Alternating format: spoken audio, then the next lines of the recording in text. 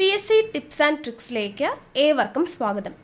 അപ്പോൾ ഇന്നത്തെ ക്ലാസ്സിലോട്ട് കടക്കാം. അപ്പോൾ ഇന്നത്തെ ക്ലാസ് എന്ന് പറയുന്നത് സുപ്രീം കോടതിയെക്കുറിച്ചാണ്. നമ്മളിപ്പോൾ സ്ട്രക്ചർ ഓഫ് ഗവൺമെൻറ് ആണ് പഠിച്ചുകൊണ്ടിരിക്കുന്നത്. കാര്യനിർവഹണ വിഭാഗം എന്ന് പറയുന്ന ഭാഗത്ത് നമ്മൾ രാഷ്ട്രപതി, ഉപരാഷ്ട്രപതി, പ്രധാനമന്ത്രി ഇത്രയും ഭാഗം നമ്മൾ പഠിച്ചു.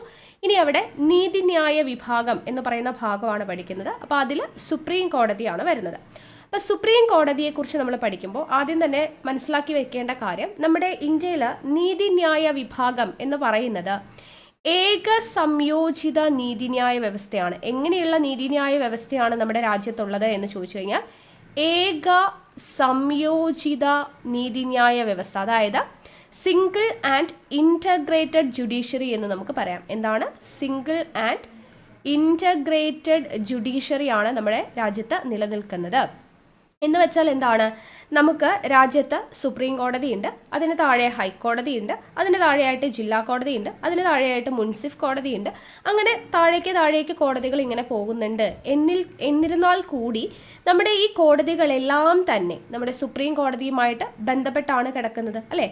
അധികാരങ്ങളെല്ലാം വ്യത്യാസങ്ങളാണെങ്കിലും വ്യത്യാസപ്പെട്ടിട്ടാണ് ഇരിക്കുന്നത് എന്നുണ്ടെങ്കിലും ഈ കോടതികളെല്ലാം തന്നെ ഒരുമിച്ചിട്ടുള്ള ഒറ്റ സംയോജിത രൂപമാണ്, അല്ലേ? സുപ്രീം കോടതി ആണെങ്കിലും ഹൈക്കോടതി ആണെങ്കിലും മറ്റെല്ലാ കോടതികളും അധികാരത്തിൽ ചെറിയ വ്യത്യാസങ്ങൾ ഉണ്ടെന്നുണ്ടെങ്കിലും ഇതെല്ലാം കൂടെ ചേർന്നിട്ടുള്ള ഒരൊറ്റ രൂപം, ഒരു സംയോജിത രൂപമാണ് നമ്മുടെ നീതിന്യായ വ്യവസ്ഥ. അതുകൊണ്ടാണ് അതിനെ സിംഗിൾ ആൻഡ് ഇൻ്റഗ്രേറ്റഡ് ഏക സംയോജിത നീതിന്യായ വ്യവസ്ഥ എന്ന് പറയുന്നത്. ഓക്കെ, അപ്പം നമ്മുടെ രാജ്യത്ത് നിലനിൽക്കുന്ന നീതിന്യായ വ്യവസ്ഥ എങ്ങനെയുള്ളതാണ്? ഏക സംയോജിത അല്ലെങ്കിൽ സിംഗിൾ ആൻഡ് ഇൻ്റഗ്രേറ്റഡ് നീതിന്യായ വ്യവസ്ഥയാണ് എന്നുള്ളത് മനസ്സിലാക്കി വയ്ക്കുക. ഓക്കെ, ഈ സിംഗിൾ ആൻഡ് ഇൻ്റഗ്രേറ്റഡ് ജുഡീഷ്യറി അല്ലെങ്കിൽ ഏക സംയോജിത നീതിന്യായ വ്യവസ്ഥ എന്ന് പറയുന്ന ആശയം നമ്മൾ കടമെടുത്തിരിക്കുന്നത് എവിടെ നിന്നാണ്, അല്ലെങ്കിൽ അങ്ങനെ ഒരു ആശയം കൊണ്ടുവന്നിരിക്കുന്നത് എവിടെ നിന്നാണ് എന്ന് ചോദിച്ചു കഴിഞ്ഞാൽ 1935 ഗവൺമെന്റ് ഓഫ് ഇന്ത്യ ആക്ടിൽ നിന്നാണ്. 1935 ഗവൺമെന്റ് ഓഫ് ഇന്ത്യ ആക്ടിൽ നിന്നാണ് ഈ ഏക സംയോജിത നീതിന്യായ വ്യവസ്ഥ എന്ന് പറയുന്ന ആശയം കൊണ്ടുവന്നിരിക്കുന്നത്. ഓക്കെ, ഇനി നമ്മുടെ സുപ്രീം കോടതിയിലോട്ട് വരാം. സുപ്രീം കോടതി രൂപം കൊള്ളുന്നത് നമ്മുടെ ഇന്ത്യൻ ഭരണഘടന പ്രകാരമാണ്. അതറിയാലോ, കോൺസ്റ്റിറ്റ്യൂഷണൽ, അല്ലെ? ഇന്ത്യൻ ഭരണഘടനയിൽ ഏതൊരു ആർട്ടിക്കിളിലാണ് സുപ്രീം കോടതിയെക്കുറിച്ച് പ്രതിപാദിക്കുന്നത്? ആർട്ടിക്കിൾ 124. ആർട്ടിക്കിൾ 124 എന്ത് പറയുന്നത്? There shall be A supreme court in India. ഇന്ത്യക്ക് ഒരു സുപ്രീം കോടതി വേണം എന്ന് പറയുന്നത് ആർട്ടിക്കിൾ 124 പറയുന്നത്. ഓക്കെ, ആർട്ടിക്കിൾ 124 സുപ്രീം കോടതിയെക്കുറിച്ച് പ്രതിപാദിക്കുന്നത്. സുപ്രീം കോടതി രൂപം കൊള്ളുന്നത് എപ്പോഴാണ്? 1950 ജനുവരി 26 രൂപം കൊണ്ടു. എന്നാൽ അത് ഉദ്ഘാടനം ചെയ്തത് എന്നാണ് എന്ന് ചോദിച്ചു കഴിഞ്ഞാൽ 1950 ജനുവരി 28. ഓക്കെ, അപ്പൊ 1950 ജനുവരി 26 സുപ്രീം കോടതി രൂപം കൊള്ളുന്നത്. ഉദ്ഘാടനം ചെയ്യപ്പെട്ടത് എന്നാണ്? 1950 ജനുവരി 28. എന്താണ് സുപ്രീം കോടതിയുടെ ആപ്തവാക്യം? സുപ്രീം കോടതിയുടെ ആപ്തവാക്യം ഇതാണ്: യഥോധർമ്മ സ്തതോജയ. യഥോധർമ്മ സ്തതോജയ എന്നുള്ളതാണ് സുപ്രീം കോടതിയുടെ ആപ്തവാക്യം എന്ന് പറയുന്നത്. ഓക്കെ, അപ്പൊ സുപ്രീം കോടതി രൂപം കൊള്ളുന്നത് 1950 ജനുവരി 26, ഉദ്ഘാടനം ചെയ്തത് 1950 ജനുവരി 28. ആപ്തവാക്യം എന്താണ്? യഥോധർമ്മ സ്തതോജയ എന്നതാണ് ആപ്തവാക്യം. ഇനി സുപ്രീം കോടതിയിലെ ആദ്യത്തെ ചീഫ് ജസ്റ്റിസ് ആരാണ്? സുപ്രീം കോടതിയുടെ ആദ്യത്തെ ചീഫ് ജസ്റ്റിസ് എന്ന് പറയുന്നത് ആരാണ്? ജസ്റ്റിസ് HJ കനിയ അല്ലെങ്കിൽ justice Harilal J Kania. Harilal J Kania അല്ലെങ്കിൽ HJ കനിയാണ് സുപ്രീം കോടതിയിലെ ആദ്യത്തെ ചീഫ് ജസ്റ്റിസ് എന്ന് പറയുന്നത്. ഇനി ഏറ്റവും കൂടുതൽ കാലം സുപ്രീം കോടതി ചീഫ് ജസ്റ്റിസ് ആയിട്ട് ഉണ്ടായിരുന്നത്, ഏറ്റവും കൂടുതൽ കാലം ചീഫ് ജസ്റ്റിസ് ആയിട്ട് അധികാരത്തിലിരുന്നത് YV ചന്ദ്രചൂഡാണ്. YV ചന്ദ്രചൂഡാണ് ഏറ്റവും കൂടുതൽ കാലം ചീഫ് ജസ്റ്റിസ് ആയിട്ട് ഉണ്ടായിരുന്നത്. ഇനി ഏറ്റവും കുറച്ചു കാലം ചീഫ് ജസ്റ്റിസ് ആയിട്ട് ഉണ്ടായിരുന്നത് ആരാണ്? ഏറ്റവും കുറച്ചു കാലം ചീഫ് ജസ്റ്റിസ് ആയിരുന്നത് കമൽ നരേൻ സിംഗ് ആണ്. ഏറ്റവും കുറച്ചു കാലം ചീഫ് ജസ്റ്റിസ് ആയിട്ട് ഇരുന്നത് എന്നുള്ളത് ഓർത്തിരിക്കുക, പേര് പഠിച്ചു വയ്ക്കാം. ഇനി ചീഫ് ജസ്റ്റിസ് ആയ ആദ്യത്തെ മലയാളി ആര്? സുപ്രീം കോടതി ചീഫ് ജസ്റ്റിസ് ആയ ആദ്യത്തെ മലയാളി എല്ലാവർക്കും അറിയാം, KG Balakrishnan. KG Balakrishnan supreme കോടതി ചീഫ് ജസ്റ്റിസ് ആയിട്ടുള്ള ആദ്യത്തെ മലയാളി KG ബാലകൃഷ്ണൻ. ഇനി ചീഫ് ജസ്റ്റിസ് ആയിട്ടുള്ള ദളിത് വിഭാഗത്തിൽപ്പെട്ട ആദ്യത്തെ വ്യക്തി, ദളിത് വിഭാഗത്തിൽപ്പെട്ട ആദ്യത്തെ വ്യക്തി എന്ന് പറയുന്നതും ആര് തന്നെയാണ്? KG ബാലകൃഷ്ണൻ തന്നെയാണ്. സുപ്രീം കോടതി ചീഫ് ജസ്റ്റിസ് ആയ ദളിത് വിഭാഗത്തിൽപ്പെട്ട ആദ്യത്തെ വ്യക്തിയാണ് KG ബാലകൃഷ്ണൻ. ഇനി സുപ്രീം കോടതി ജഡ്ജായിട്ടുള്ള, ഇപ്പൊ ഇത്രയും നേരം പറഞ്ഞത് എന്താണ്? ഇത്രയും നേരം പറഞ്ഞത് ചീഫ് ജസ്റ്റിസിനെ കുറിച്ചാണ്, ചീഫ് ജസ്റ്റിസിനെ കുറിച്ച്. ഇനി ജഡ്ജായിട്ടുള്ള, സുപ്രീം കോടതി ജഡ്ജായിട്ടുള്ള ആദ്യത്തെ മലയാളി, സുപ്രീം കോടതി ജഡ്ജായിട്ടുള്ള ആദ്യത്തെ മലയാളി P. ഗോവിന്ദ മേനോനാണ്. P. ഗോവിന്ദ മേനോനാണ് സുപ്രീം കോടതി ജഡ്ജായിട്ടുള്ള ആദ്യത്തെ മലയാളി. ഇനി സുപ്രീം കോടതി ജഡ്ജായിട്ടുള്ള ആദ്യത്തെ വനിതയാര്? സുപ്രീം കോടതി ജഡ്ജായിട്ടുള്ള ആദ്യത്തെ വനിതയാണ് ഫാത്തിമ ബീവി. ഫാത്തിമ ബീവിയെ കുറിച്ച് നമ്മൾ പഠിച്ചിട്ടുണ്ട് അല്ലേ? അപ്പൊ സുപ്രീം കോടതി ജഡ്ജിയായ ആദ്യത്തെ വനിതയാണ് ഫാത്തിമ ബീവി. അവരിപ്പോൾ ലേറ്റസ്റ്റ് ആയിട്ട് അന്തരിച്ചു, അപ്പൊ അതുകൊണ്ട് ഇമ്പോർട്ടൻ്റ് ആണ്. ജഡ്ജായിട്ടുള്ള, സുപ്രീം കോടതി ജഡ്ജായിട്ടുള്ള ആദ്യത്തെ വനിത ഫാത്തിമ ബീവി. അവരുടെ ജീവചരിത്രം നമ്മൾ പഠിച്ചിട്ടുണ്ടായിരുന്നു. നീതിയുടെ ധീരസഞ്ചാരം അല്ലെ, നീതിയുടെ ധീരസഞ്ചാരം എന്ന് പറയുന്ന ജീവചരിത്രം നമ്മൾ പഠിച്ചു. അത് എഴുതിയത് ആരായിരുന്നു? KT അഷറഫ് എഴുതിയിട്ടുള്ള നീതിയുടെ ധീരസഞ്ചാരം എന്ന് പറയുന്ന ഈ ജീവചരിത്രം സുപ്രീം കോടതിയുടെ ജഡ്ജായിട്ടുള്ള ആദ്യത്തെ വനിതയായ ജസ്റ്റിസ് ഫാത്തിമ ബീവിയുടേതാണ് എന്നുള്ള കാര്യം ഓർത്തിരിക്കുക. ഓക്കെ, അപ്പൊ ഇത്രയും കാര്യങ്ങൾ ഇമ്പോർട്ടൻ്റ് ആണ് കേട്ടോ. സുപ്രീം കോടതിയുടെ ആദ്യത്തെ chief justice Harilal J Kania. ഏറ്റവും കൂടുതൽ കാലം ചീഫ് ജസ്റ്റിസ് ആയിരുന്നത് YV ചന്ദ്രചൂഡ്. ഏറ്റവും കുറച്ചു കാലം ചീഫ് ജസ്റ്റിസ് ആയിരുന്നത് കമൽ നരൈൻ സിംഗ്. ആദ്യത്തെ മലയാളി ചീഫ് ജസ്റ്റിസ് ആയ ആദ്യത്തെ മലയാളി KG ബാലകൃഷ്ണൻ. സുപ്രീം കോടതി ചീഫ് ജസ്റ്റിസ് ആയിട്ടുള്ള ദളിത് വംശജനായ ആദ്യത്തെ വ്യക്തി KG ബാലകൃഷ്ണൻ. സുപ്രീം കോടതി ജഡ്ജായിട്ടുള്ള ആദ്യത്തെ മലയാളി P. ഗോവിന്ദ മേനോൻ. സുപ്രീം കോടതി ജഡ്ജായിട്ടുള്ള ആദ്യത്തെ വനിത ചോദിച്ചു കഴിഞ്ഞാൽ ഫാത്തിമ ബീവി. ഫാത്തിമ ബീവിയുടെ ജീവചരിത്രം നീതിയുടെ ധീരസഞ്ചാരം എഴുതിയതാരാണ്? KT അഷറഫാണ്. ഓക്കെ, ഇനി ഇവിടെ ഒരു അക്കാഡമിയെ കുറിച്ച് നമുക്ക് ഓർത്തിരിക്കണം. അതായത് national judicial academy. National judicial academy എന്ന് പറയുന്നത് എന്താണ്? അതായത് നമ്മുടെ ജഡ്ജിമാരുണ്ടല്ലോ, കോടതിയിലെ ജഡ്ജിമാർ. അപ്പോൾ ജഡ്ജിമാർക്ക് ട്രെയിനിങ് നൽകുന്ന സ്ഥാപനമാണ് നാഷണൽ ജുഡീഷ്യൽ അക്കാഡമി എന്ന് പറയുന്നത്. ജഡ്ജിമാർക്ക് ട്രെയിനിങ് നൽകുന്ന സ്ഥാപനമാണ് നാഷണൽ ജുഡീഷ്യൽ അക്കാഡമി. ഇതിൻ്റെ ആസ്ഥാനം അല്ലെങ്കിൽ അത് സ്ഥിതി ചെയ്യുന്നത് എവിടെയാണ് എന്ന് ചോദിച്ചു കഴിഞ്ഞാൽ ഭോപ്പാലിലാണ്. മധ്യപ്രദേശിലെ ഭോപ്പാലിലാണ് നാഷണൽ ജുഡീഷ്യൽ അക്കാഡമി സ്ഥിതി ചെയ്യുന്നത് എന്നുള്ളത് ഓർത്തിരിക്കുക. ഈ നാഷണൽ ജുഡീഷ്യൽ അക്കാഡമിയുടെ ചെയർമാൻ ആരാന്ന് ചോദിച്ചു കഴിഞ്ഞാൽ സുപ്രീം കോടതി ചീഫ് ജസ്റ്റിസ് ആയിരിക്കും. നാഷണൽ ജുഡീഷ്യൽ അക്കാഡമിയുടെ ചെയർമാൻ ആരായിരിക്കും? സുപ്രീം കോടതി ചീഫ് ജസ്റ്റിസ് ആയിരിക്കും എന്നുള്ളത് ഓർത്തിരിക്കുക.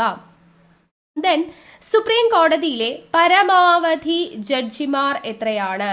സുപ്രീം കോടതിയിലെ പരമാവധി ജഡ്ജിമാർ എന്ന് പറയുന്നത് 34 കേട്ടോ. 34 എന്ന് പറയുമ്പോൾ ചീഫ് ജസ്റ്റിസും ബാക്കി 33 ജഡ്ജിമാരും ഉൾപ്പെടെയാണ് 34. അപ്പോൾ ഒരു ചീഫ് ജസ്റ്റിസ് 33 ജഡ്ജിമാർ, അങ്ങനെയാണ് ടോട്ടൽ 34 സുപ്രീം കോടതിയിലെ പരമാവധി അംഗം അല്ലെങ്കിൽ ജഡ്ജിമാർ എന്ന് പറയുന്നത് ഓർത്തിരിക്കുക. ഇനി ഇവരെ നിയമിക്കുന്നത്, സുപ്രീം കോടതിയിലെ ജഡ്ജിമാരെ നിയമിക്കുന്നത് ആര്? സുപ്രീം കോടതിയിലെ ജഡ്ജിമാരെ നിയമിക്കുന്നത് ആരാണ്? പ്രസിഡന്റ് ആണ്. സുപ്രീം കോടതിയിലെ ജഡ്ജിമാരെ നിയമിക്കുന്നത് പ്രസിഡന്റ് ആണ്.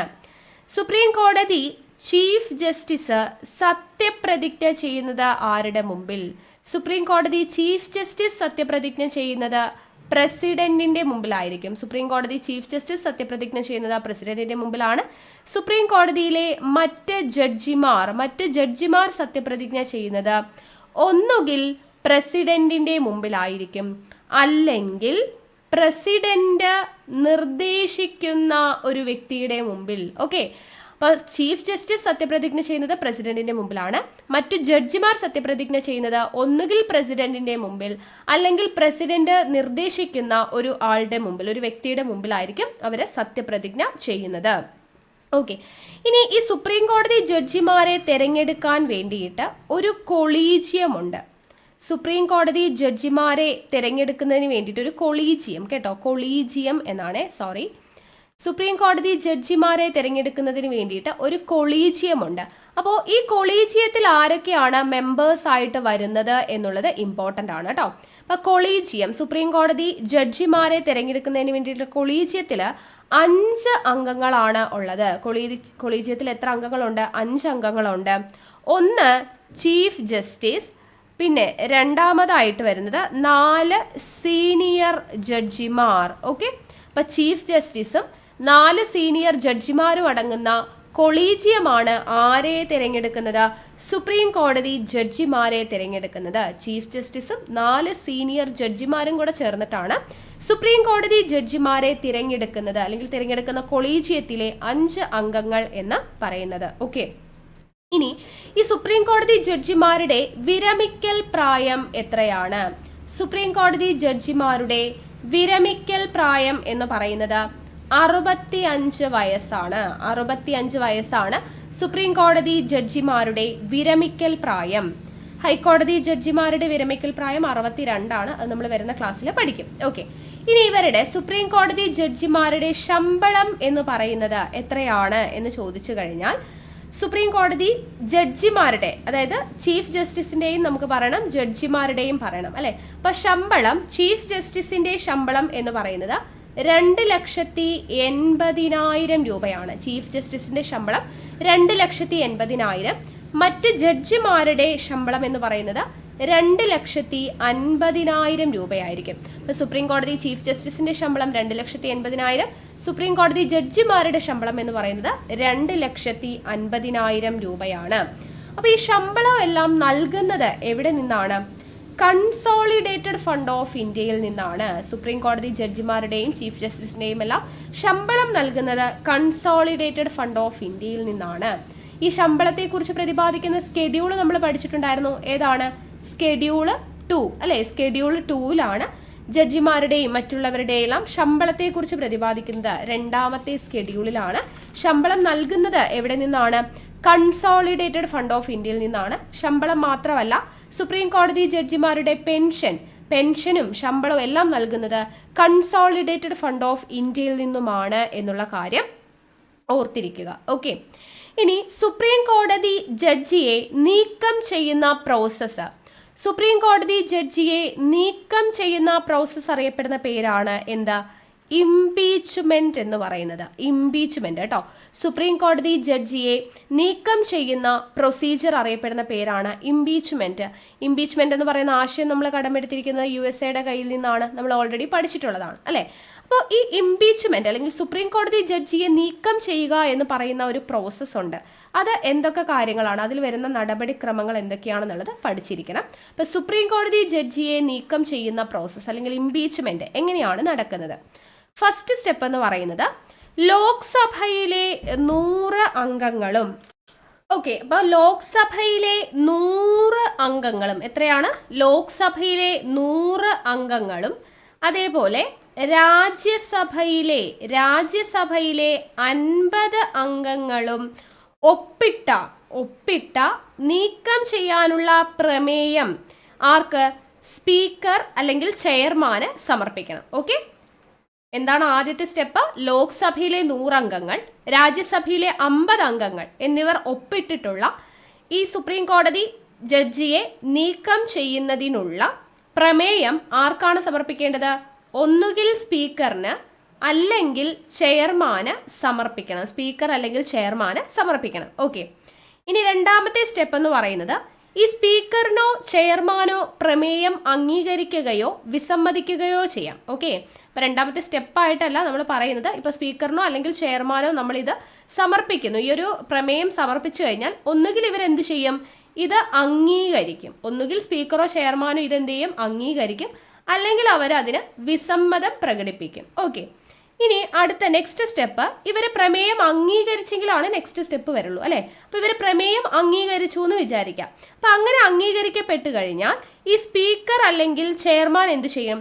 കുറ്റാരോപണങ്ങളെ കുറിച്ച് അന്വേഷിക്കുവാൻ വേണ്ടിയിട്ട് ഒരു 3 അംഗ സമിതി രൂപീകരിക്കും. സ്പീക്കർ അല്ലെങ്കിൽ ചെയർമാൻ എന്താണ് ചെയ്യുന്നത്? ഇതിനെ അംഗീകരിച്ചു കഴിഞ്ഞാൽ ഇവര് ഇതിന്റെ അന്വേഷണത്തിന് വേണ്ടിയിട്ട്, കുറ്റാരോപിതനായിട്ടുള്ള ആളുകളിനെതിരെ അന്വേഷണത്തിന് വേണ്ടിയിട്ട് ഒരു 3 അംഗ സമിതി രൂപീകരിക്കും. ഒരു 3 അംഗ സമിതി രൂപീകരിക്കുന്നു. അപ്പൊ ഈ 3 അംഗ സമിതിയിൽ ആരൊക്കെയാണുള്ളത്? ഒന്ന്, സുപ്രീം കോടതി ചീഫ് ജസ്റ്റിസ് അല്ലെങ്കിൽ ജഡ്ജായിട്ടുള്ള ഒരു വ്യക്തി ഉണ്ടായിരിക്കും. 2, ഹൈക്കോടതി ജഡ്ജി ഉണ്ടായിരിക്കും. 3, പ്രഗത്ഭനായിട്ടുള്ള ഒരു നിയമജ്ഞൻ ഉണ്ടായിരിക്കും.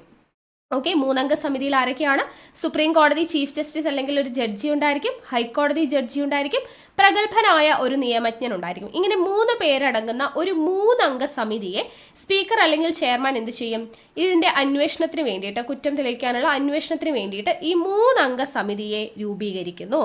ഓക്കെ, അപ്പോൾ ഇനി 4ാമത്തെ സ്റ്റെപ്പ്, ഈ 3 അംഗ സമിതി ഉണ്ടല്ലോ, ഇവര് ഈ പറയുന്ന ജഡ്ജിയിൽ ആർക്കെതിരെയാണോ ഈ പ്രമേയം അവതരിപ്പിച്ചത് ആ ജഡ്ജിയിൽ കുറ്റം കണ്ടെത്തുകയോ അല്ലെങ്കിൽ കാര്യക്ഷമതയില്ലായ്മ തിരിച്ചറിയുകയോ ഒക്കെ ചെയ്തു കഴിഞ്ഞാൽ ഈ പ്രമേയം സഭയ്ക്ക് പരിഗണിക്കാം. ഈ സമിതി എന്ത് ചെയ്യുന്നു? ഈ കുറ്റം കണ്ടെത്തുന്നു. ഓക്കെ, സമിതി എന്ത് ചെയ്യാണ്? കുറ്റം കണ്ടെത്തിക്കഴിഞ്ഞാൽ സഭ എന്ത് ചെയ്യണം? ഈ പ്രമേയത്തെ അംഗീകരിക്കണം. സഭ എന്ത് ചെയ്യണം? പ്രമേയത്തെ അംഗീകരിക്കണം എന്നുള്ളതാണ് നെക്സ്റ്റ് സ്റ്റെപ്പ് എന്ന് പറയുന്നത്. ഓക്കെ, ഇനി അടുത്തത് 5ാമത്തെ സ്റ്റെപ്പിൽ എന്താ സംഭവിക്കുന്നത്? നമ്മൾ പാർലമെന്റിന്റെ ഓരോ സഭയും പ്രത്യേക ഭൂരിപക്ഷത്തിൽ എന്ത് ചെയ്യണം? പ്രമേയം പാസ്സാക്കണം. പാർലമെന്റിന്റെ ഓരോ സഭയും 3 അംഗ സമിതി അന്വേഷിച്ച് കണ്ടെത്തി പ്രമേയം എന്ത് ചെയ്തു? സഭയ്ക്ക് പരിഗണിച്ചു. അങ്ങനെ ആവുമ്പോൾ പാർലമെന്റിന്റെ ഓരോ സഭയും എന്ത് ചെയ്യണം? പാർലമെന്റിന്റെ ഓരോ സഭയും പ്രത്യേക ഭൂരിപക്ഷത്തിൽ ഈ പ്രമേയം പാസാക്കിയ ശേഷം ജഡ്ജിയെ നീക്കം ചെയ്യുന്നതിനുള്ള ഒരു ഉത്തരവ്, സഭകൾ പാസാക്കിയതിനു ശേഷം ജഡ്ജിയെ നീക്കം ചെയ്യുന്നതിനുള്ള ഒരു ഉത്തരവ് ആർക്ക് സമർപ്പിക്കണം? പ്രസിഡന്റിന്, രാഷ്ട്രപതിക്ക് സമർപ്പിക്കണം. അപ്പൊ നീക്കം ചെയ്യുന്നതിനുള്ള ഉത്തരവ് രാഷ്ട്രപതിക്ക് സമർപ്പിക്കുന്നു. ഒടുവിൽ ലാസ്റ്റ് സ്റ്റെപ്പ് എന്താണ്? ജഡ്ജിയെ നീക്കം ചെയ്യുന്നതിനുള്ള ഉത്തരവിൽ നമ്മുടെ പ്രസിഡന്റ് ഒപ്പുവെക്കുകയാണ് ചെയ്യുന്നത്. ഓക്കെ, അപ്പോൾ ഇതൊക്കെയാണ് നമ്മുടെ ഇംപീച്ച്മെന്റിന്റെ പ്രോസസ്സ്. ആദ്യം പറഞ്ഞത് നമ്മുടെ ലോക്സഭ അല്ലെങ്കിൽ രാജ്യസഭ അല്ലെ, രണ്ടിലെയും അംഗങ്ങൾ വേണം. ലോക്സഭയിലെ 100 അംഗങ്ങൾ, രാജ്യസഭയിലെ 50 അംഗങ്ങൾ എന്നിവർ ഒപ്പിട്ടിട്ടുള്ള നീക്കം ചെയ്യാനുള്ള പ്രമേയം ആർക്കാണ് സമർപ്പിക്കുന്നത്? സ്പീക്കറിനോ ചെയർമാനോ സമർപ്പിക്കുന്നു. സ്പീക്കറോ ചെയർമാനോ എന്ത് ചെയ്യുന്നു? ഈ പ്രമേയം അംഗീകരിക്കുകയും ചെയ്യാം അല്ലെങ്കിൽ വിസമ്മതിക്കുകയും ചെയ്യാം. ഇനി അവരെ അംഗീകരിച്ചിട്ടുണ്ട് എന്നുണ്ടെങ്കിൽ ഈ പറയുന്ന സ്പീക്കർ അല്ലെങ്കിൽ ചെയർമാൻ കുറ്റാരോപണങ്ങളെ കുറിച്ച് അന്വേഷിക്കുവാൻ വേണ്ടിയിട്ട് ഒരു 3 അംഗ സമിതി രൂപീകരിക്കുന്നു. ആരൊക്കെ അടങ്ങുന്ന 3 അംഗ സമിതി? സുപ്രീം കോടതി ചീഫ് ജസ്റ്റിസ് അല്ലെങ്കിൽ ഒരു ജഡ്ജി, ഹൈക്കോടതി ജഡ്ജി, പിന്നെ പ്രഗത്ഭനായുള്ള ഒരു നിയമജ്ഞൻ എന്നിവരടങ്ങുന്ന ഒരു 3 അംഗ സമിതി ഈ അന്വേഷണം നടത്തുന്നു. അന്വേഷണം നടത്തിയിട്ട് കുറ്റം കണ്ടെത്തി എന്ന് വിചാരിക്കുക. അങ്ങനെയാണെങ്കിൽ പ്രമേയം സഭയിൽ പരിഗണിക്കുന്നു. പാർലമെന്റിന്റെ ഓരോ സഭയും പ്രത്യേക ഭൂരിപക്ഷത്തോടുകൂടി പ്രമേയം പാസാക്കിയതിനു ശേഷം ജഡ്ജിയെ നീക്കം ചെയ്യുന്നതിനുള്ള ഉത്തരവ് രാഷ്ട്രപതിക്ക് സമർപ്പിക്കുന്നു. രാഷ്ട്രപതി എന്ത് ചെയ്യുന്നു? ഈ ജഡ്ജിയെ നീക്കം ചെയ്യുന്നതിനുള്ള ഉത്തരവിൽ ഒപ്പുവെക്കുന്നു. ഇതാണ് ഇംപീച്ച്മെന്റ് എന്ന് പറയുന്നതിന്റെ പ്രൊസീജിയർ എന്ന് പറയുന്നത്. ഓക്കെ അല്ലേ? അപ്പൊ ഇതുവരെ നമ്മൾ നോക്കിക്കഴിയുകയാണെങ്കിൽ, ചരിത്രം നോക്കുകയാണെങ്കിൽ, ഒരു സുപ്രീം കോടതി ജഡ്ജിമാരും ഇംപീച്ച്മെന്റ് ചെയ്യപ്പെട്ടിട്ടില്ല. ഓക്കെ, പ്രമേയം അവതരിപ്പിച്ച് പുറത്താക്കപ്പെട്ടിട്ടില്ല. പക്ഷേ ഇംപീച്ച്മെന്റ് നടപടികൾക്ക് വിധേയനായിട്ടുള്ള ഒരു സുപ്രീം കോടതി ജഡ്ജിയുണ്ട്. ഒരേ ഒരു സുപ്രീം കോടതി ജഡ്ജിയേ ഉള്ളൂ. അദ്ദേഹമാണ് ജസ്റ്റിസ് രാമസ്വാമി. ഓക്കെ, ആരും പുറത്താക്കപ്പെട്ടിട്ടില്ല ഇതുവരെ. പക്ഷേ ഇംപീച്ച്മെന്റ് എന്ന് പറയുന്ന പ്രൊസീജിയറിലൂടെ കടന്നുപോയ ഒരേ ഒരു ചീഫ് ജസ്റ്റിസ് അല്ലെങ്കിൽ ഒരേ ഒരു സുപ്രീം കോടതി ജഡ്ജിയാണുള്ളത്. ചീഫ് ജസ്റ്റിസ് അല്ല, ഒരേ ഒരു സുപ്രീം കോടതി ജഡ്ജിയാണുള്ളത്. ജസ്റ്റിസ് രാമസ്വാമിയാണ് എന്നുള്ളത് ഓർത്തിരിക്കാം. ഓക്കെ അല്ലേ? ഇനി നമ്മുടെ സുപ്രീം കോടതിയെ കുറിച്ച് പറയുന്ന ഭാഗം നമ്മൾ ആദ്യം പറയാൻ വിട്ടുപോയതാണ്. സുപ്രീം കോടതിയെ കുറിച്ച് പ്രതിപാദിക്കുന്ന ഭാഗം ചോദിച്ചു കഴിഞ്ഞാൽ ഭാഗം 5 ആണ്. ഭാഗം 5 ആർട്ടിക്കിൾ 124 മുതൽ 147 വരെയുള്ളതിലാണ് നമ്മുടെ സുപ്രീം കോടതിയെ കുറിച്ച് പ്രതിപാദിക്കുന്നത്. 124 മുതൽ 147 വരെ ഭാഗം 5 സുപ്രീം കോടതിയെ കുറിച്ച് പ്രതിപാദിക്കുന്നത്. അപ്പൊ അതിൽ നമുക്കിനി ഇമ്പോർട്ടന്റ് ആയിട്ടുള്ള കുറച്ച് ആർട്ടിക്കിൾസ് ഒന്ന് നോക്കാം. അപ്പൊ നമ്മുടെ ആപ്പ് ലോഞ്ച് ചെയ്ത വിവരം എല്ലാവരും അറിഞ്ഞു കാണും. PSC ടിപ്സ് ആൻഡ് ട്രിക്സ് എന്ന പേരിലുള്ള നമ്മുടെ സ്വന്തം ആപ്പാണ്. പ്ലേ സ്റ്റോറിൽ പോയി കഴിഞ്ഞാൽ നിങ്ങൾക്ക് സെർച്ച് ചെയ്ത് കഴിഞ്ഞാൽ ഡൗൺലോഡ് ചെയ്യാൻ പറ്റും. അപ്പൊ നമ്മൾ ഇപ്പോ ലോഞ്ച് ചെയ്തിരിക്കുന്ന പുസ്തകം എന്ന് പറയുന്നത് ഇ ബുക്ക് എന്ന് പറയുന്നത് PSCയുടെ ഹോട്ട് ടോപ്പിക്സിന്റെ ഇ ബുക്ക് ആണ്. നമ്മളിപ്പോ ക്വസ്റ്റ്യൻ പേപ്പേഴ്സ് ഒക്കെ ഡിസ്കസ് ചെയ്ത് PSC റിപ്പീറ്റഡ്ലി ചോദിക്കുന്ന ടോപ്പിക്സ് കണ്ടെത്തുന്നതാണ് ഹോട്ട് ടോപ്പിക്സ് അല്ലെ. അപ്പൊ അങ്ങനെയുള്ള 136ഓളം ഹോട്ട് ടോപ്പിക്സ് അടങ്ങുന്ന ഇ ബുക്കാണ് നമ്മുടെ ആപ്പിൽ ലോഞ്ച് ചെയ്തിട്ടുള്ളത്. അപ്പോൾ ഇത് വെറും 199 രൂപയ്ക്കാണ്. കുറെ പേര് ഡൗട്ട് ചോദിക്കുന്നുണ്ട് കേട്ടോ, കുറെ എൻക്വയറീസ് വരുന്നുണ്ട്. അപ്പൊ അവർക്ക് വേണ്ടിയിട്ടാണ് നമ്മൾ പറയുന്നത്. അപ്പൊ 199 രൂപയ്ക്കാണ് നമ്മൾ ഈ 136ഓളം ഹോട്ട് ടോപ്പിക്സ് വരുന്ന ഇ ബുക്ക് കൊടുക്കുന്നത്. അപ്പൊ ഈ ബുക്ക് നിങ്ങൾക്ക് ഓൺലൈനായും ഓഫ്ലൈനായും വായിച്ചു പഠിക്കാനുള്ള സൗകര്യമുണ്ട്. കൂടാതെ നിങ്ങൾക്ക് ഓഡിയോ അവൈലബിൾ ആയിരിക്കും. ഓക്കെ, കേട്ടു പഠിക്കാവുന്നതാണ്. ജോലി തിരക്കുകൾക്കിടയിലോ ബസ് യാത്രക്കിടയിലോ ഡ്രൈവിങ്ങിനിടയിലോ ഒക്കെ നിങ്ങൾക്ക് കേട്ടു പഠിക്കാനുള്ള സൗകര്യമുണ്ട്. ഓക്കെ അല്ലേ? അപ്പൊ 199 രൂപയുള്ളൂ. ഇതിനെപ്പറ്റി എന്തെങ്കിലും ഡൗട്ട് ഉണ്ട് എന്നുണ്ടെങ്കിൽ, ആപ്പിനെ കുറിച്ചുള്ള ഡൗട്ട്സ് എന്തെങ്കിലും ഉണ്ട് എന്നുണ്ടെങ്കിൽ നിങ്ങൾക്ക് ദേ ഈ കാണുന്ന വാട്സ്ആപ്പ് നമ്പറിൽ മെസ്സേജ് ചെയ്ത് ചോദിച്ചാൽ മതി. ഹെൽപ്പ് ആൻഡ് സപ്പോർട്ടിന്റെ നമ്പർ ആണ്. അപ്പൊ ഇതിലേക്ക് മെസ്സേജ് ചെയ്ത് ചോദിച്ചു കഴിഞ്ഞാൽ ഡൗട്ട്സ് എല്ലാം നിങ്ങൾക്ക് ക്ലിയർ ചെയ്ത് തരും കേട്ടോ. ഓക്കെ, പിന്നെ ഇതിന്റെ ഒരു പ്രത്യേകത, നിങ്ങൾ ഈ 199 രൂപ കൊടുത്ത് വാങ്ങിച്ചു കഴിഞ്ഞാലും പിന്നീട് ഇനി നടക്കുന്ന പരീക്ഷകളിലൊക്കെ ആവർത്തിച്ച് ചോദിക്കുന്ന ഹോട്ട് ടോപ്പിക്സ് ഉണ്ടല്ലോ, അത് നമ്മളിവിടെ അപ്ഡേറ്റ് ചെയ്യുന്നതായിരിക്കും. 136 എന്നുള്ള നമ്പേഴ്സ് കൂടും. ഓക്കെ, ഹോട്ട് ടോപ്പിക്സ് ഇനി വീണ്ടും റിപ്പീറ്റഡ്ലി ചോദിക്കുന്ന ടോപ്പിക്സ് പുതിയതായിട്ട് ആഡ് ചെയ്യണം എന്നുണ്ടെങ്കിൽ ഇതിന്റെ കൂടെ ആഡ് ഓൺ ആവും. നിങ്ങൾക്ക് അതിൽ ഉടനെ തന്നെ അപ്ഡേറ്റ് ചെയ്യുന്നതായിരിക്കും. ഓക്കെ അല്ലേ? പിന്നെ കുറെ പേര് iOS അവൈലബിൾ ആണോ എന്ന് ചോദിക്കുന്നുണ്ട്. ഇപ്പൊ നിലവിൽ ആൻഡ്രോയിഡിൽ മാത്രമേ ഉള്ളൂ. iOS എന്നുള്ളത് നിലവിൽ വർക്കിങ്ങിലാണ് കേട്ടോ. അപ്പൊ അത് ഉടനെ തന്നെ അപ്ഡേറ്റ് ആവും, അത് നിങ്ങളെ അറിയിക്കാം. പിന്നെ നമ്മുടെ ആപ്പില് എല്ലാ സൺഡേ, ഓക്കെ, എല്ലാ ഞായറാഴ്ചയും വൈകുന്നേരം 5 മണിക്ക് നമ്മുടെ യൂട്യൂബിലൂടെ നമ്മൾ പ്രൊവൈഡ് ചെയ്യുന്ന ഹോട്ട് ടോപ്പിക്സിന്റെ ക്ലാസ്സിൽ നിന്നുള്ള ടെസ്റ്റ് നിങ്ങൾക്ക് ഫ്രീ ആയിട്ട് അറ്റൻഡ് ചെയ്യാനുള്ള സൗകര്യമുണ്ട്. അപ്പൊ അത് നിങ്ങൾക്ക് ആപ്പ് ഇൻസ്റ്റാൾ ചെയ്ത് കഴിഞ്ഞാൽ ഫ്രീ ടെസ്റ്റ് അറ്റൻഡ് ചെയ്യാൻ പറ്റും. എല്ലാ സൺഡേസും നമ്മൾ അപ്ലോഡ് ചെയ്യും. പിന്നെ എന്ന് വേണമെങ്കിലും നിങ്ങൾക്ക് വീക്ക് 1 വീക്ക് 2 എന്ന് പറഞ്ഞിട്ട് അവിടെ ടെസ്റ്റ് കിടപ്പുണ്ടാവും. അത് നിങ്ങൾക്ക് ചെയ്ത് നോക്കാവുന്നതാണ് കേട്ടോ. ഒരു പരീക്ഷ പോലെ ക്വിസിൽ തെറ്റിയ സാധനങ്ങൾ ശരിയായിട്ടുണ്ടോ അല്ലെങ്കിൽ തെറ്റിയത് ഏതാണെന്നുള്ളത് അറിയാനുള്ളതും നമ്മൾ വർക്കിങ്ങിലാണ്. അതും ഉടനെ തന്നെ അപ്ഡേറ്റ് ആകും. അപ്പൊ നിങ്ങൾക്ക് നിങ്ങൾ തെറ്റിച്ച ചോദ്യം ഏതാണ്, അതിന്റെ ശരിയുത്തരം എന്താണെന്നുള്ളതും കൂടെ അറിയാനുള്ള ഓപ്ഷനും കൂടെ ഉടനെ തന്നെ വരുന്നതാണ്. ഓക്കെ അല്ലേ? കുറെ പേര് നമുക്ക് എൻക്വയറി ഇങ്ങനെ വന്നുകൊണ്ടിരിക്കുന്നുണ്ട്, ഡൗട്ട്സ് ചോദിക്കുന്നുണ്ട്. അപ്പൊ അവർക്ക് വേണ്ടിയിട്ടാണ് ഇതൊന്ന് പറഞ്ഞത്. വേറെ ഫോണിൽ നിന്ന് ക്യാഷ് അടയ്ക്കാൻ പറ്റും കേട്ടോ. അതർ പേയ്മെന്റ് ഓപ്ഷൻ ഉണ്ട്. അപ്പൊ അതിന്റെ കാര്യങ്ങൾ ഉണ്ടെങ്കിൽ ഈ വാട്സ്ആപ്പ് നമ്പറിൽ ഒന്ന് നിങ്ങൾ മെസ്സേജ് ചെയ്ത് ചോദിച്ചാൽ മതി. അപ്പൊ എങ്ങനെയാണ് അത് പേയ്മെന്റ് ചെയ്യേണ്ടത് എന്നുള്ളത് അവർ നിങ്ങൾക്ക് ക്ലിയർ ആയിട്ട് പറഞ്ഞു തരും. ഓക്കെ അല്ലേ? SCRT ടെക്സ്റ്റ് അടുത്തത് നമ്മുടെ ലോഞ്ച് ചെയ്യാൻ വേണ്ടി പോകുന്ന പുസ്തകം എന്ന് പറയുന്നത് ന്യൂ SCRT ആണ് കേട്ടോ. ന്യൂ SCRT കറണ്ട് അഫയേഴ്സും ആണ്.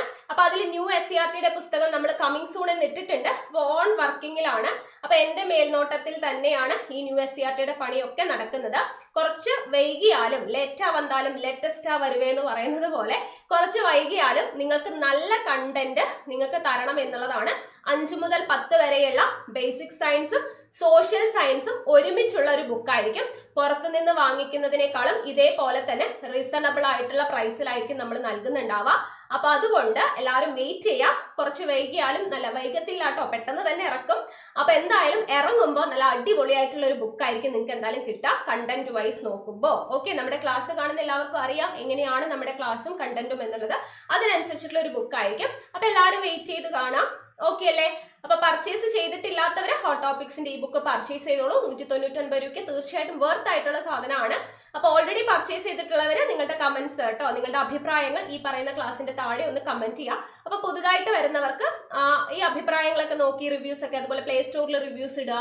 അപ്പൊ നിങ്ങൾക്ക് ആ റിവ്യൂസ് ഒക്കെ കണ്ടിട്ട് വാങ്ങിക്കാൻ പറ്റും കേട്ടോ. അപ്പൊ അതിൽ ആദ്യത്തേത് ആർട്ടിക്കിൾ 124 നമ്മൾ പറഞ്ഞു, സുപ്രീം കോടതി വേണം, there shall be A supreme court in India എന്ന് പറയുന്ന ആർട്ടിക്കിൾ ആണ്. ആർട്ടിക്കിൾ 124 എന്ന് പറഞ്ഞു. അപ്പൊ അത് മാത്രമല്ല, സുപ്രീം കോടതി വേണം എന്ന് പറയുന്നതും അതേപോലെ സുപ്രീം കോടതി ജഡ്ജിമാരുടെ നിയമനത്തെക്കുറിച്ചും സത്യപ്രതിജ്ഞയെക്കുറിച്ചും, ഇതൊക്കെ നിയമിക്കുന്നത് ആരാ, സത്യപ്രതിജ്ഞ ചെയ്യുന്നത് ആരുടെ മുമ്പിലാന്നൊക്കെ നമ്മൾ പറഞ്ഞു കഴിഞ്ഞു അല്ലെ. അപ്പൊ ഇവരുടെ നിയമനം, സത്യപ്രതിജ്ഞ, ഇവരെ നീക്കം ചെയ്യുന്നത്, ഇവരുടെ യോഗ്യത, ഇതിനെല്ലാം കുറിച്ച് പ്രതിപാദിക്കുന്ന ആർട്ടിക്കിളാണ് ആർട്ടിക്കിൾ 124. അപ്പൊ ഇതിൽ സുപ്രീം കോടതി വേണം എന്ന് പറയുന്ന 124 നമ്മൾ പറഞ്ഞു, നിയമിക്കുന്നത് പ്രസിഡന്റ് എന്ന് പറഞ്ഞു, സത്യപ്രതിജ്ഞ ചെയ്യുന്നത് ചീഫ് ജസ്റ്റിസ് ആണെങ്കിൽ പ്രസിഡന്റിന്റെ മുമ്പിലും മറ്റു ജഡ്ജിമാരാണെങ്കിൽ പ്രസിഡന്റിന്റെയോ അല്ലെങ്കിൽ പ്രസിഡന്റ് നിർദ്ദേശിക്കുന്ന ഒരു വ്യക്തിയുടെ മുമ്പിലാണെന്ന് പറഞ്ഞു, നീക്കം ചെയ്യുന്ന പ്രൊസീജിയർ ഇംപീച്ച്മെന്റ് നമ്മൾ പറഞ്ഞു, യോഗ്യത നമ്മൾ പറഞ്ഞില്ലല്ലോ. അപ്പൊ നമുക്ക് നോക്കാം സുപ്രീം കോടതി ജഡ്ജിമാരുടെ യോഗ്യത എന്ന് പറയുന്നത്, ആദ്യത്തെ യോഗ്യത എല്ലായ്പ്പോഴും ഇന്ത്യൻ പൗരൻ ആയിരിക്കണം എന്ന് പറയുന്ന ഒരു യോഗ്യതയുണ്ട് അല്ലെ, ഇന്ത്യൻ പൗരൻ ആയിരിക്കണം എന്ന് പറയുന്ന ഒരു യോഗ്യതയുണ്ട്. അതല്ലാതെയുള്ള യോഗ്യത എന്ന് പറയുന്നത് ഒന്നുകിൽ ഹൈക്കോടതിയിൽ 5 കൊല്ലം ജഡ്ജി ആയിട്ടിരുന്ന ആളായിരിക്കണം. ഓറാണ് കേട്ടോ, ഇതൊക്കെ ഓപ്ഷണലാണ്. ഒന്നുകിൽ ഹൈക്കോടതിയിൽ 5 കൊല്ലം ജഡ്ജായിട്ടിരുന്ന ആളായിരിക്കണം, ഓർ അല്ലെങ്കിൽ രണ്ടാമത്തെ കേസ് എന്താണ്, 10 കൊല്ലം ഹൈക്കോടതിയിൽ വക്കീലായിട്ട് പ്രാക്ടീസ് ചെയ്ത ആളായിരിക്കണം. 10 കൊല്ലം ഹൈക്കോടതിയിൽ അഡ്വക്കേറ്റ് ആയിട്ട് പ്രാക്ടീസ് ചെയ്ത ആളായിരിക്കണം. അതുമല്ലെങ്കിൽ ഓർ പിന്നെന്താണ് മൂന്നാമത്തേത്, കൊളീജിയം സജസ്റ്റ് ചെയ്ത പ്രസിഡന്റ് അംഗീകരിച്ച ഒരു വ്യക്തിയായിരിക്കണം. നമ്മൾ പറഞ്ഞു പ്രസിഡന്റിനെ തിരഞ്ഞെടുക്കുന്നതിന് വേണ്ടിയിട്ട് ഒരു കൊളീജിയം ഉണ്ടെന്ന് പറഞ്ഞു. ചീഫ് ജസ്റ്റിസും 4 സീനിയർ ജഡ്ജിമാരൊക്കെ അടങ്ങുന്ന 5 അംഗ സമിതിയാണ് കൊളീജിയം. ആ കൊളീജിയം സജസ്റ്റ് ചെയ്ത പ്രസിഡന്റ് അംഗീകരിച്ചിട്ടുള്ള ഒരു ആളായിരിക്കണം. ഇതിൽ ഏതെങ്കിലും ഒരെണ്ണം ആയിരിക്കും നമ്മുടെ സുപ്രീം കോടതി ജഡ്ജി ആവുന്നതിനുള്ള യോഗ്യത. ഒന്നുകിൽ ഹൈക്കോടതിയിൽ 5 കൊല്ലം ജഡ്ജി ആയിട്ടിരിക്കണം, അല്ലെങ്കിൽ ഹൈക്കോടതിയിൽ 10 കൊല്ലം വക്കീലായിട്ട് പ്രാക്ടീസ് ചെയ്യണം, അല്ലെങ്കിൽ നമ്മുടെ കൊളീജിയം സജസ്റ്റ് ചെയ്ത പ്രസിഡന്റ് അംഗീകരിച്ച വ്യക്തി ആയിരിക്കണം എന്നുള്ളതാണ് സുപ്രീം കോടതി ജഡ്ജി ആവുന്നതിനുള്ള യോഗ്യതയായിട്ട് നമ്മൾ പറയുന്നത്. അപ്പൊ ഇത്രയും കാര്യങ്ങൾ ആർട്ടിക്കിൾ 124 കീഴിൽ വരുന്നതാണ്. ഇനി അടുത്തത് ആർട്ടിക്കിൾ 125. ആർട്ടിക്കിൾ 125 പ്രതിപാദിക്കുന്നത് എന്താണ് എന്ന് ചോദിച്ചു കഴിഞ്ഞാൽ അതും നമ്മൾ പഠിച്ചു കഴിഞ്ഞു. ശമ്പളം, സുപ്രീം കോടതി ജഡ്ജിമാരുടെ ശമ്പളം നമ്മൾ പറഞ്ഞു അല്ലെ, ശമ്പളം, മറ്റാനുകൂല്യങ്ങൾ, ഇതിനെക്കുറിച്ചെല്ലാം പറയുന്നത് ആർട്ടിക്കിൾ 125 അപ്പൊ അത് നമ്മൾ ശമ്പളവും പെൻഷനും എല്ലാം നൽകുന്നത് കൺസോളിഡേറ്റഡ് ഫണ്ട് ഓഫ് ഇന്ത്യയിൽ നിന്നാണെന്ന് പറഞ്ഞു. ചീഫ് ജസ്റ്റിസിന്റെ ശമ്പളം 2,80,000 രൂപയാണെന്ന് പറഞ്ഞു. മറ്റ് ജഡ്ജിമാരുടെ ശമ്പളം 2,50,000 രൂപയാണെന്ന് നമ്മൾ പറഞ്ഞിട്ടുണ്ടായിരുന്നു. ഓക്കെ, അപ്പൊ ശമ്പളത്തെ കുറിച്ച് പ്രതിപാദിക്കുന്നത് ആർട്ടിക്കിൾ 125 സ്കെഡ്യൂൾ ഏതായിരുന്നു, സ്കെഡ്യൂൾ 2 ശമ്പളത്തെ കുറിച്ച് പ്രതിപാദിക്കുക, അതും നമ്മൾ പറഞ്ഞിട്ടുണ്ടായിരുന്നു. ഓക്കെ, ഇനി അടുത്തത് ആർട്ടിക്കിൾ 126. ആർട്ടിക്കിൾ 126 പറയുന്നത് ആക്ടിംഗ് ചീഫ് ജസ്റ്റിസിന്റെ നിയമനത്തെ കുറിച്ചാണ്. ആക്ടിംഗ് ചീഫ് ജസ്റ്റിസിന്റെ നിയമനത്തെ കുറിച്ച് പ്രതിപാദിക്കുന്ന ആർട്ടിക്കിളാണ് ആർട്ടിക്കിൾ 126. എന്താണ് ആക്ടിംഗ് ചീഫ് ജസ്റ്റിസ് എന്ന് പറഞ്ഞാൽ നമുക്കറിയാം, ആക്ടിംഗ് എന്ന് പറഞ്ഞു കഴിഞ്ഞാൽ ഇപ്പൊ നിലവിലുള്ള ചീഫ് ജസ്റ്റിസ് ഇല്ല, അദ്ദേഹത്തിന്റെ അഭാവത്തിൽ നമ്മൾ എന്ത് ചെയ്യുന്നു, ചീഫ് ജസ്റ്റിസിന്റെ ചുമതല നിർവഹിക്കാനായിട്ട് ഒരാളെ ഏൽപ്പിക്കുന്നു അല്ലെ. അപ്പൊ അദ്ദേഹത്തെയാണ് ആക്ടിംഗ് ചീഫ് ജസ്റ്റിസ് എന്ന് പറയാ. ഈ ആക്ടിംഗ് ചീഫ് ജസ്റ്റിസിനെ നിയമിക്കുന്നത് ആരാണ്, പ്രസിഡന്റ് ആണ്. അപ്പോൾ ആക്ടിംഗ് ചീഫ് ജസ്റ്റിസിന്റെ നിയമനത്തെ കുറിച്ച് പ്രതിപാദിക്കുന്ന ആർട്ടിക്കിളാണ് ആർട്ടിക്കിൾ 126 എന്ന് പറയുന്നത്. അപ്പോൾ നമ്മൾ പറഞ്ഞു ഈ സുപ്രീം കോടതി ചീഫ് ജസ്റ്റിസ് ഇല്ല എന്നുണ്ടെങ്കിൽ അതിന്റെ പകരം ആക്ടിംഗ് ചീഫ് ജസ്റ്റിസ് ആയിട്ട് വരുന്നു എന്ന് പറഞ്ഞല്ലേ. ഇനി ഇവിടെ സുപ്രീം കോടതി ചീഫ് ജസ്റ്റിസിനെ കുറിച്ച് പറയുമ്പോൾ ഒരു പോയിന്റ് നിങ്ങൾ ഓർത്തിരിക്കുക. അതായത് നമ്മൾ പ്രസിഡന്റിനെ കുറിച്ച് പഠിച്ചു അല്ലെ, രാഷ്ട്രപതിയെ കുറിച്ച് നമ്മൾ പറഞ്ഞു. പ്രസിഡന്റ് ഇല്ല എന്ന് വിചാരിച്ചു, പ്രസിഡന്റിന്റെ അഭാവം വന്നു കഴിഞ്ഞാൽ പ്രസിഡന്റിന്റെ റോള് വഹിക്കുന്നത് ആരായിരിക്കും, വൈസ് പ്രസിഡന്റ് ആണ് എന്ന് നമ്മൾ പഠിച്ചിട്ടുണ്ട്. ഇനി വൈസ് പ്രസിഡന്റും ഇല്ല, പ്രസിഡന്റും ഇല്ല, വൈസ് പ്രസിഡന്റും ഇല്ല, രണ്ടുപേരും ഇല്ല എന്നുണ്ടെങ്കിൽ അവിടെ റോള് വഹിക്കുന്നത് ആരാണ്, സുപ്രീം കോടതി ചീഫ് ജസ്റ്റിസ് ആയിരിക്കും. ഓക്കെ, അപ്പൊ ഇതൊന്ന് ഓർത്തിരിക്കുക. ഇത് പ്രസിഡന്റ് ഇല്ല എന്നുണ്ടെങ്കിൽ വൈസ് പ്രസിഡന്റ് ആണ് അദ്ദേഹത്തിന്റെ ചുമതല വഹിക്കുക. പ്രസിഡന്റും വൈസ് പ്രസിഡന്റും ഇല്ല എന്നുണ്ടെങ്കിൽ പ്രസിഡന്റിന്റെ ചുമതല വഹിക്കുന്നത് ആരായിരിക്കും, സുപ്രീം കോടതി ചീഫ് ജസ്റ്റിസ് ആയിരിക്കും എന്നുള്ള കാര്യം ഒന്ന് ഓർത്തിരിക്കുക. ഓക്കെ, ഇനി അടുത്തത് ആർട്ടിക്കിൾ 127. ആർട്ടിക്കിൾ 127 പറയുന്നത് എന്താണ് എന്ന് ചോദിച്ചു കഴിഞ്ഞാൽ അഡ്ഹോക്ക് ജഡ്ജിമാരുടെ നിയമനത്തെ കുറിച്ചാണ്. അഡ്ഹോക്ക് ജഡ്ജിമാർ എന്താണ് അഡ്ഹോക്ക്? നമ്മൾ ഇംഗ്ലീഷിൽ പഠിക്കാറുണ്ട്, ഫോറിൻ വേർഡ്സ് പഠിക്കുന്ന സമയത്ത് അഡ്ഹോക്ക് എന്ന് പറയുന്ന ഒരു വേർഡ് പഠിച്ചിട്ടുണ്ട് അല്ലെ. അഡ്ഹോക്ക് എന്ന് പറഞ്ഞു കഴിഞ്ഞാൽ നമ്മൾ താൽക്കാലികമായിട്ട് ഒരു ടെമ്പററി സെറ്റപ്പ് എന്നൊക്കെ രീതിയിൽ പഠിച്ചിട്ടുള്ളതാണ് അഡ്ഹോക്ക് എന്ന് പറഞ്ഞാൽ അല്ലെ. അപ്പൊ എന്താണ് അഡ്ഹോക്ക് ജഡ്ജിമാര്? ആ പേര് പോലെ തന്നെയാണ്, ടെമ്പററി ആയിട്ടുള്ള ജഡ്ജിമാര്. അതായത് ഇപ്പോൾ നമുക്കറിയാം സുപ്രീം കോടതിയിൽ നമ്മൾ പറഞ്ഞു ജഡ്ജിമാരുടെ എണ്ണം 34 അല്ലേ. ഒരു ചീഫ് ജസ്റ്റിസും 33 മറ്റ് ജഡ്ജിമാരും അടങ്ങുന്ന 34 ജഡ്ജിമാരുണ്ടെന്ന് പറഞ്ഞു. ഈ 34 ജഡ്ജിമാരുണ്ടെങ്കിൽ കൂടി ഒരുപാട് കേസുകൾ, സുപ്രീം കോടതി എന്ന് പറയുമ്പോൾ ഒത്തിരി കേസുകൾ ഉണ്ടായിരിക്കും. അപ്പോൾ ആവശ്യത്തിനുള്ള ജഡ്ജിമാർ ഇല്ലാത്ത ചില ഘട്ടങ്ങളൊക്കെ വരും അല്ലേ. അപ്പോൾ ആ സമയത്ത് ഹൈക്കോടതി ജഡ്ജിമാരെ എന്ത് ചെയ്യും? താൽക്കാലികമായിട്ട് നമ്മുടെ സുപ്രീം കോടതി ചീഫ് ജസ്റ്റിസ് എന്ത് ചെയ്യും? ഇങ്ങോട്ട് കൊണ്ടുവരും. അപ്പൊ അദ്ദേഹത്തെ അല്ലെങ്കിൽ ആ ഹൈക്കോടതി ജഡ്ജസിനെ നമ്മൾ കൊണ്ടുവരുന്നുണ്ടല്ലോ, അവരെയാണ് നമ്മൾ പറയുന്നത് അഡ്ഹോക്ക് ജഡ്ജിമാർ. ഓക്കെ, ഇപ്പൊ സുപ്രീം കോടതിയിലുള്ള 34 ജഡ്ജിമാരുണ്ടെങ്കിൽ ആ 34 ജഡ്ജിമാര് പോരാതെ വരും. ചില കേസുകളൊക്കെ വരുന്ന സമയത്ത്, ഒരുപാട് കേസുകൾ വരുമ്പോൾ ഈ ജഡ്ജിമാര് പോരാതെ വരുമ്പോൾ ഹൈക്കോടതിയിൽ നിന്നുള്ള ജഡ്ജിമാരെ കൊണ്ടുവരും. അപ്പോൾ അങ്ങനെ വെറുതെ കൊണ്ടുവരല്ല, ആരുടെ അനുവാദം വേണം? പ്രസിഡന്റിന്റെ അനുവാദം വേണം. സുപ്രീം കോടതി ചീഫ് ജസ്റ്റിസിന് ഹൈക്കോടതി ജഡ്ജിമാരെ അഡ്ഹോക്ക് ജഡ്ജിമാരായിട്ട് നിയമിക്കണമെങ്കിൽ പ്രസിഡന്റിന്റെ അനുവാദം വേണം. അപ്പോൾ പ്രസിഡന്റിന്റെ അനുവാദത്തോടു കൂടി സുപ്രീം കോടതിയിൽ ജഡ്ജിമാരുടെ ആവശ്യം കൂടുതലായിട്ട് വരുന്ന സമയത്ത് ഹൈക്കോടതി ജഡ്ജിമാരെ കൊണ്ടുവരുന്നു. അങ്ങനെയുള്ളവരെയാണ് നമ്മൾ അഡ്ഹോക്ക് ജഡ്ജിമാർ എന്ന് പറയുന്നത്. അപ്പോൾ ഈ അഡ്ഹോക്ക് ജഡ്ജിമാരെ കുറിച്ച് പ്രതിപാദിക്കുന്നത് ഏത് ആർട്ടിക്കിളിലാണ്? ആർട്ടിക്കിൾ 127 എന്നുള്ളത് ഓർത്തിരിക്കാം. ഓക്കെ, ഇനി അടുത്തത് ആർട്ടിക്കിൾ 128. ആർട്ടിക്കിൾ 128 പറയുന്നത് റിട്ടയേർഡ് ജഡ്ജസിനെ കുറിച്ചാണ്. റിട്ടയേർഡ് ജഡ്ജസ്, ഓക്കെ, അതായത് സുപ്രീം കോടതി ജഡ്ജീസ് റിട്ടയർഡ് ആയി പോയി, വിരമിച്ചു പോയവരെ കുറിച്ചാണ് പറയുന്നത്. അപ്പൊ എന്ത് കാര്യം ഇവിടെ പറയുന്നതെന്ന് ചോദിച്ചു കഴിഞ്ഞാൽ നമുക്കറിയാം, സുപ്രീം കോടതിയിൽ ജഡ്ജായിട്ട് ഇരുന്ന ഒരാള് റിട്ടയർഡ് ആയി പോയി.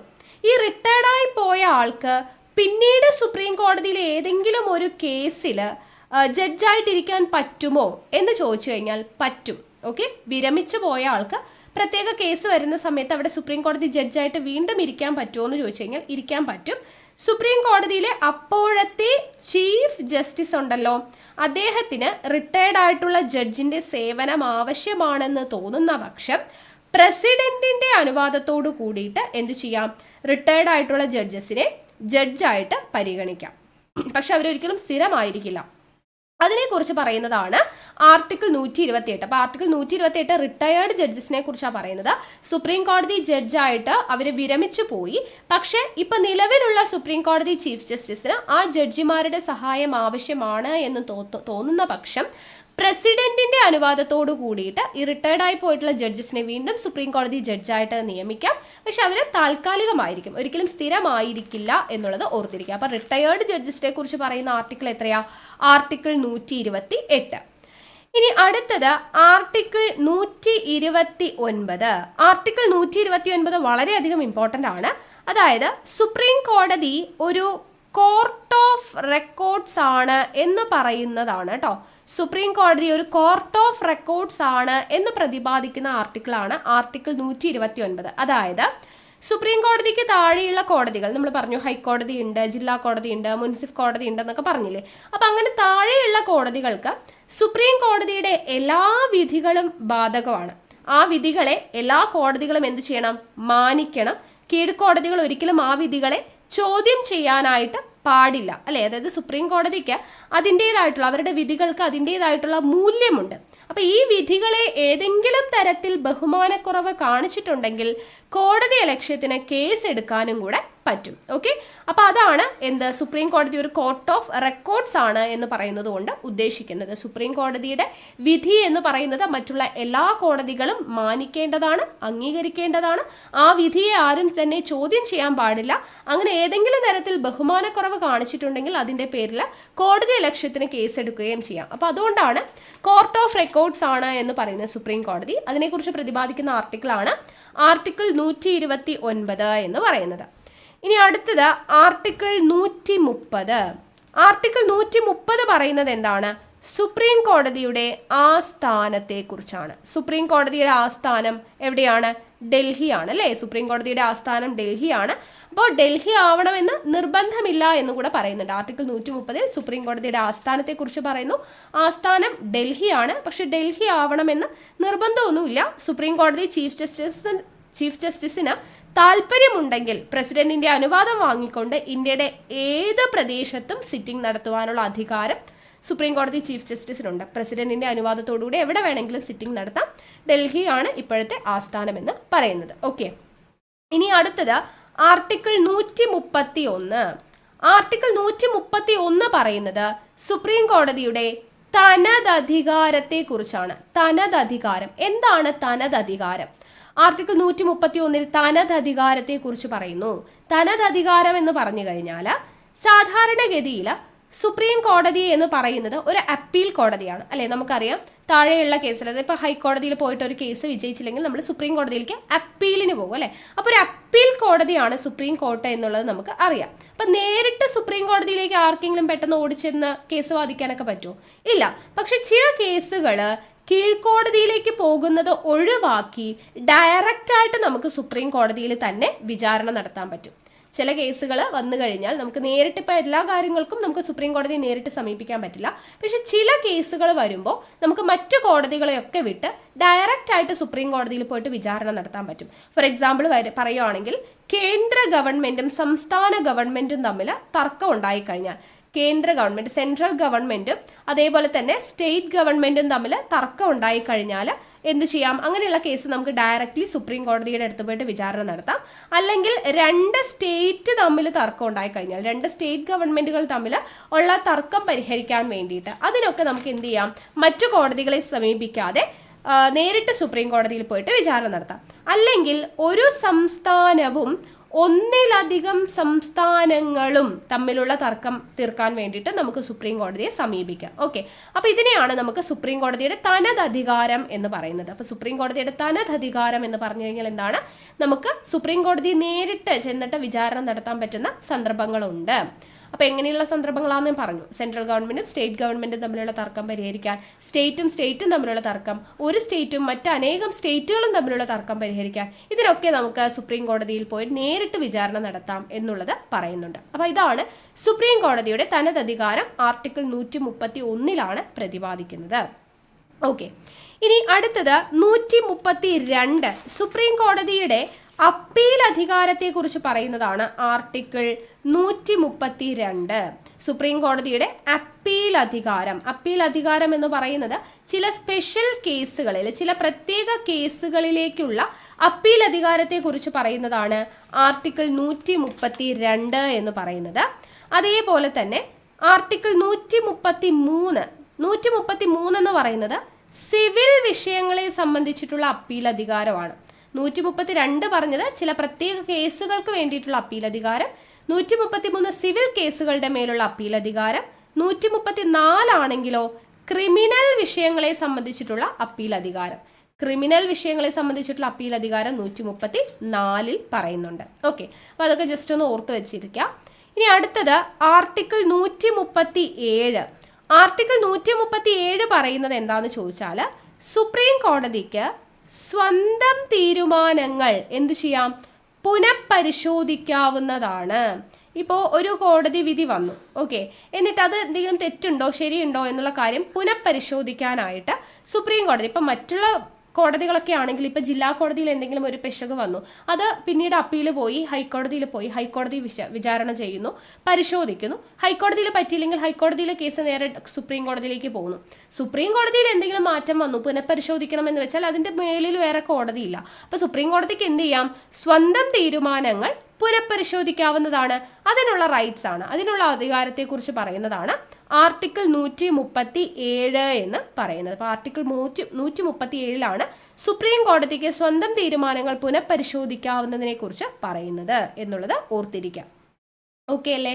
ഇനി അടുത്തത് 141. ആർട്ടിക്കിൾ 141 പറയുന്നത് സുപ്രീം കോടതി പുറപ്പെടുവിക്കുന്ന നിയമങ്ങൾ ഇന്ത്യയിലെ എല്ലാ കോടതികൾക്കും ബാധകമാണ്. സുപ്രീം കോടതി പുറപ്പെടുവിക്കുന്ന നിയമങ്ങൾ ഇന്ത്യയിലെ എല്ലാ കോടതികൾക്കും ബാധകമാണ് എന്ന് പറയുന്നതാണ് ആർട്ടിക്കിൾ 141. ഇനി ആർട്ടിക്കിൾ 143 ഉണ്ട്. അതെന്താ പറയുന്നത്? സുപ്രീം കോടതിയുമായിട്ട് ആലോചിക്കുവാനുള്ള പ്രസിഡന്റിന്റെ അധികാരം, എന്തെങ്കിലും ഒരു കാര്യത്തിൽ സുപ്രീം കോടതിയുമായിട്ട് ആലോചന നടത്തുന്നതിനുള്ള പ്രസിഡന്റിന്റെ അധികാരത്തെക്കുറിച്ച് പറയുന്നതാണ് ആർട്ടിക്കിൾ 143 എന്ന് പറയുന്നത്. അതായത് സുപ്രീം കോടതിക്ക് പ്രസിഡന്റിനെ ചില കാര്യങ്ങളിൽ ഉപദേശിക്കാനുള്ള, അപ്പൊ സുപ്രീം കോടതിയുടെ ഉപദേശ അധികാരത്തെ കുറിച്ച് പ്രതിപാദിക്കുന്ന ആർട്ടിക്കിൾ ഏതെന്ന് ചോദിച്ചു കഴിഞ്ഞാൽ അത് 143 സുപ്രീം കോടതിക്ക് പ്രസിഡന്റിനെ ഉപദേശിക്കുന്നതിനുള്ള അധികാരമുണ്ട് ചില കാര്യങ്ങളിൽ. അപ്പൊ അതിനെയാണ് 143 പ്രതിപാദിക്കുന്നത് എന്നുള്ളത് ഓർത്തിരിക്കുക. ഓക്കെ അല്ലേ? അപ്പൊ ഇത്രയും ഇമ്പോർട്ടൻ്റ് ആണ്. ഇനി ഒരു ടേം ജുഡീഷ്യൽ ആക്ടിവിസം. എന്താണ് ജുഡീഷ്യൽ ആക്ടിവിസം എന്ന് പറയുന്നത്? ജുഡീഷ്യൽ ആക്ടിവിസം അതായത് ഇപ്പൊ രാജ്യത്തെ ജനാധിപത്യപരമായ പ്രവർത്തനങ്ങളെല്ലാം ശക്തിപ്പെടുത്തുന്നതിന് വേണ്ടിയിട്ട് കോടതിയുടെ കൂടി പങ്കാളിത്തം വരുന്ന പ്രവർത്തനങ്ങളുണ്ട്. ഇപ്പൊ ഫോർ എക്സാമ്പിൾ പറയുകയാണെങ്കിൽ പൊതു താല്പര്യ ഹർജി. പൊതു താല്പര്യ ഹർജി എന്ന് പറയുന്നത് അല്ലെ. അപ്പൊ ഈ പൊതു താല്പര്യ ഹർജി എന്ന് പറയുന്നത് എവിടെ നിന്നാണ് ഇത് നമ്മൾ കടമെടുത്തിട്ടുള്ളത്? യു എസ് എയുടെ കയ്യിൽ നിന്നാണ് ഈ പൊതു താല്പര്യ ഹർജി എന്ന് പറയുന്ന ആശയം കടമെടുത്തിട്ടുള്ളത്. അപ്പൊ ഈ പൊതു താല്പര്യ ഹർജികളെ പ്രോത്സാഹിപ്പിച്ചിട്ടുള്ള ആദ്യത്തെ സുപ്രീം കോടതി ചീഫ് ജസ്റ്റിസ് ഉണ്ട്. അദ്ദേഹത്തിന്റെ പേര് ഓർത്തിരിക്കുക, PN ഭഗവതി എന്നാണ് കേട്ടോ, PN ഭഗവതി. ഓക്കെ. ഇപ്പൊ ജുഡീഷ്യൽ ആക്ടിവിസം എന്ന് പറഞ്ഞാൽ രാജ്യത്തെ ജനാധിപത്യപരമായിട്ടുള്ള പ്രവർത്തനങ്ങളെ ശക്തിപ്പെടുത്തുന്നതിന് കോടതിയുടെ കൂടി പങ്കാളിത്തം വരുന്ന പ്രവർത്തനം, അതിനെയാണ് ജുഡീഷ്യൽ ആക്ടിവിസം എന്ന് പറയാം. അതിന് നല്ലൊരു ബെസ്റ്റ് എക്സാമ്പിൾ ആണ് എന്തെന്ന് പറയുന്നത്? പൊതു താല്പര്യ ഹർജി എന്ന് പറയുന്നത്. അപ്പൊ പൊതു താല്പര്യ ഹർജി എന്ന് പറയുന്നതിനെ പ്രോത്സാഹിപ്പിച്ചിട്ടുള്ള ആദ്യത്തെ സുപ്രീം കോടതി ചീഫ് ജസ്റ്റിസ് ആണ് PN ഭഗവതി എന്നുള്ളത് ഓർത്തിരിക്കുക. പൊതു താല്പര്യ ഹർജി എന്ന് പറയുന്ന ആശയം നമ്മൾ കടമെടുത്തിരിക്കുന്നത് USA കയ്യിൽ നിന്നുമാണ് എന്നുള്ളത് ഓർത്തിരിക്കാം. ഓക്കെ അല്ലേ? അപ്പൊ ഇത്രയും കാര്യങ്ങളാണ് നമുക്ക് സുപ്രീം കോടതിയുമായിട്ട് ബന്ധപ്പെടുത്തി പഠിക്കാനായിട്ടുള്ളത്. ക്ലിയർ ആയെന്ന് വിശ്വസിക്കുന്നു.